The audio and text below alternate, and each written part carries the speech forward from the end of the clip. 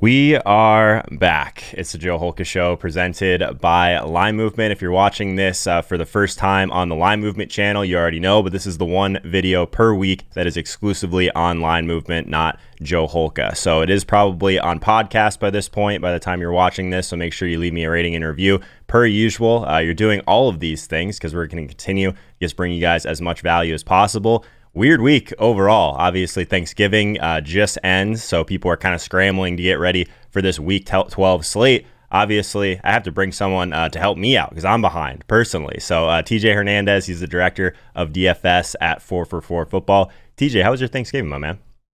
It was good, man. Little mellow, as I think a lot of people's were this week. And then no night games, so just had a couple extra whiskeys in lieu of the extra football game.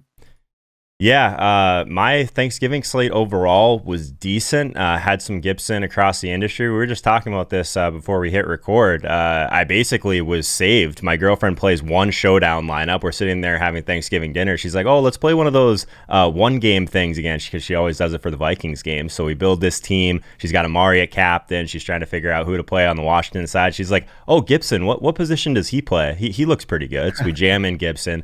We got Logan Thomas on the team. Man, just builds the straight nudge. I think she turned like $250 worth of buy-ins into like $4,200. I was like, okay, I'll take that. Here's your portion of it for putting up $0. I'll take my portion of it. And it was good, man. But I think what we learned here, TJ, is she should probably be on this show, not me at this point, right? Yeah, man, that's a good ROI. I went completely opposite. When it went down to 2 games, I dialed back my volume, but it sounds like I need to get in the Holka household and start playing some Showdown.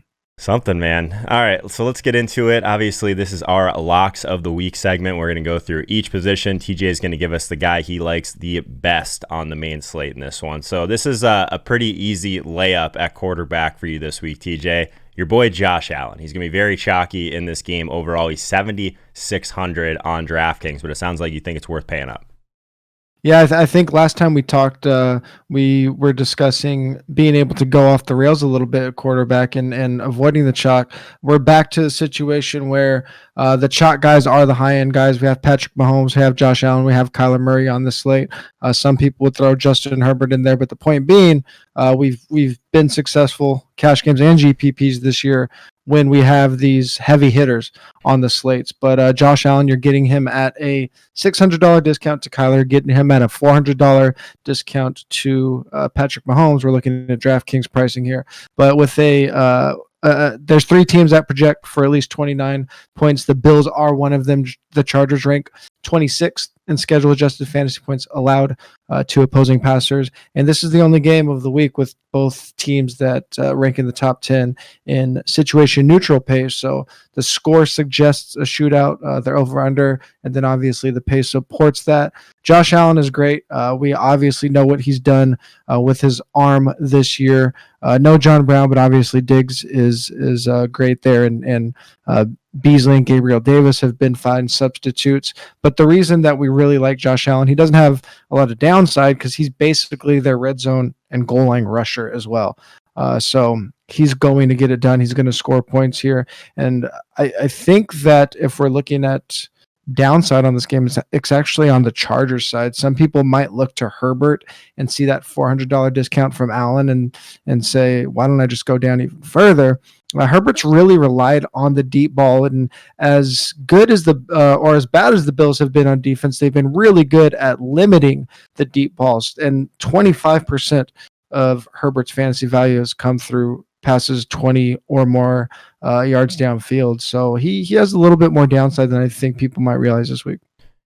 Yeah, I like that quite a bit. Obviously, the rushing equity you get with Allen is something we're always focused on around here. One thing I think is interesting if you're looking at stacking up this game, if you are playing Josh Allen, you're probably looking at Stephon Diggs. What's really nice about Diggs is he's like a pretty easy price pivot off of Keenan Allen, who I expect to be extremely popular. What's really nice about the Keenan Allen side, if you do want to bring it back with Keenan Allen as well, Keenan Allen just shreds zone defense. We know that. The Bills, we want to kind of attack them on the interior anyway. So Stephon Diggs actually leads the league with a 29% target share versus zone. but Keenan Allen, 28, right behind him. So both these guys are extremely similar versus zone. That's kind of where they make their bread in general. So I think that there's a little bit of an upside based on both of the way these teams play defense. In general, this is a game that's going to be extremely popular that you definitely have to get right. So your lock of the week at running back, you asked me if you could pick two guys. I said, okay, you can do it, but it has to be from the same backfield, which worked out well. So Hunt and Chubb, two guys that I haven't really been able to completely get right since Chubb has been back. Obviously, the price points on both these guys, Kareem Hunt 5,600, Chubb is all the way up to 7,100 without much of a receiving role, but he just seems to break off these big plays every single week, and then Kareem Hunt comes in and gets the touchdowns. So how are you approaching this Cleveland backfield right now? Obviously, big favorites against Jacksonville.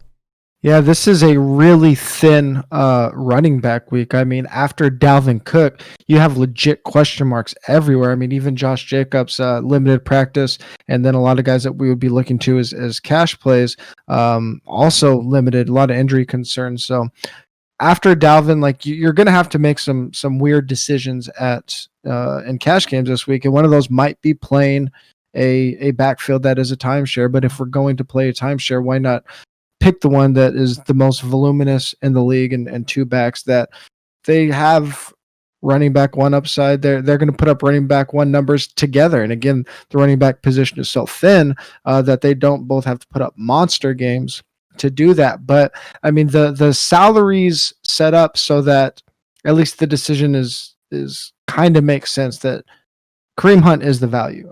He's $1,500 cheaper. Open up salary on DraftKings. So I think I'm fine playing Kareem Hunt in cash, even though Chubb did out-touch him. I believe it was 20-14 last week. But both of these guys are going to get a ton of work.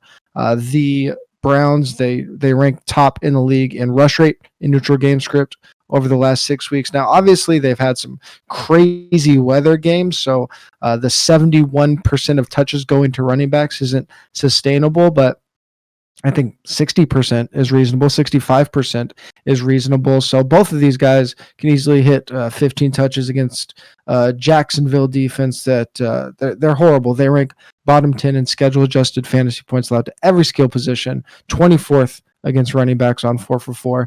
And this game, I believe it has a 7-point spread right now, 6.5 or 7. Either way, a big spread and game script that should suggest that both of these guys have really big games this week.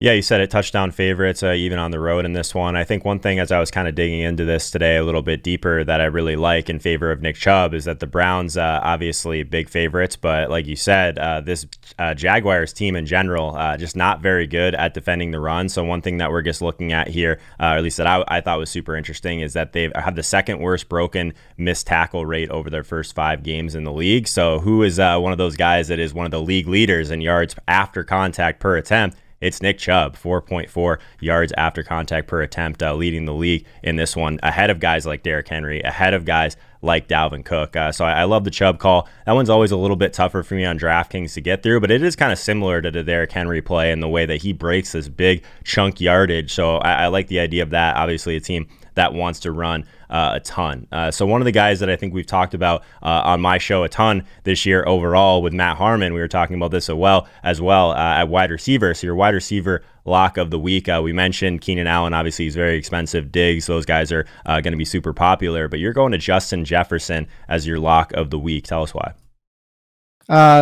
Well, he's amazing, and the Vikings have an insanely concentrated passing game, and there's a chance that we're going to get to see Justin Jefferson have a true wide receiver one role. Adam Thielen popped up with a positive COVID test, then negative, so it could be a false positive. But the point is, there's a chance that Adam Thielen doesn't play. And if that's the case, then we have an extremely huge opportunity with Justin Jefferson, who, since the Vikings bye week, Justin Jefferson and Adam Thielen, they've been very similar in both target share and air yards throughout the year. They've separated in air yards a little bit in favor of Justin Jefferson since the bye, about 14.5 yard average depth of target for Jefferson compared to about 10.5 for Thielen. So those deep targets are going to be higher value targets. And it's the reason that I'm confident in rostering the Vikings passing game as a whole right now. Like, they still are one of the most run heavy teams in the league, but they're taking their shots. They have two receivers that can get it done downfield. But again, it's been Jefferson more often.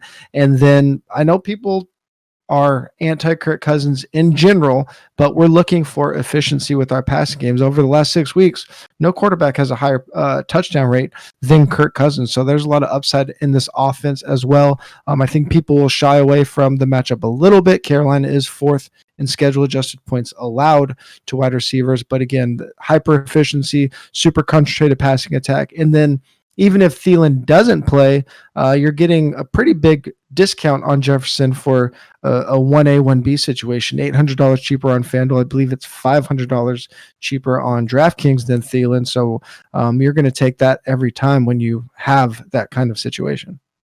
Yeah, I like it. Justin Jefferson, obviously top 3 in the league in yards per route run, a metric that we definitely focus on a decent amount. I think there's a ton of ceiling here, definitely left on the bone, especially if Thielen's out. Like, his touchdown rate has been just completely off the charts this year. So if we get a little bit more touchdown viability for a guy like Justin Jefferson, I love that. Just living in Minnesota, I know that people want to hate on Kirk Cousins, but man, this guy is accurate throwing deep. He has been a decent type of option from a fantasy perspective. He doesn't run too much, but I think that he can still elevate Jefferson to pay off that $6,300 price tag. So I'm with you on that one. Tight end overall, not a fun position in general. Kelsey is extremely expensive on this slate. Definitely gives you a decent leg above the others. But then there's Darren Waller right in the middle. He's $6K. He's your tight end lock of the week. Tell us why. We want pieces of the pass game on both sides of Las Vegas and Atlanta this week. Second highest over under the week. Two defenses that have really struggled. If we look at the numbers, it's going to look like the Raiders are a slightly better defense than Atlanta, but they've both really been prone to shootouts, to giving up the deep ball. Atlanta allowing the most deep passes in the league. The Raiders allowing the 5th most. So just tons of shootout potential here. But if we look where Atlanta's really struggled, last in schedule adjusted points allowed to quarterbacks, last in schedule adjusted points allowed to tight ends. You mentioned Kelsey, that $1,000 discount for Waller it's undeniable. That's a huge gap for the player that's seeing the most volume in the league at his position, Darren Waller. He's been pretty steady, 28% target share all year, whether you look at season long, last month, last 6 weeks. It's pretty much held steady at that 28% number. So he is the number one wide receiver, even though he's a tight end, for the Raiders in a game where they should really have a lot of back and forth here. I know there's some concerns about Carr ceiling maybe because the Raiders run so much, but Darren Waller is going to get his. I mean, 10 targets are very much in line in this one. All right, we're going to wrap this up with your defense pick of the week, your lock of the week on DraftKings. So with all the uncertainty in Jacksonville at quarterback, this is one that I think makes a ton of sense. If you want to get up to the Cleveland defense at 3,100, a team that's been able to pressure, we mentioned already that they're a large favorite against this Jacksonville team, even on the road. So tell us why you like Cleveland this week.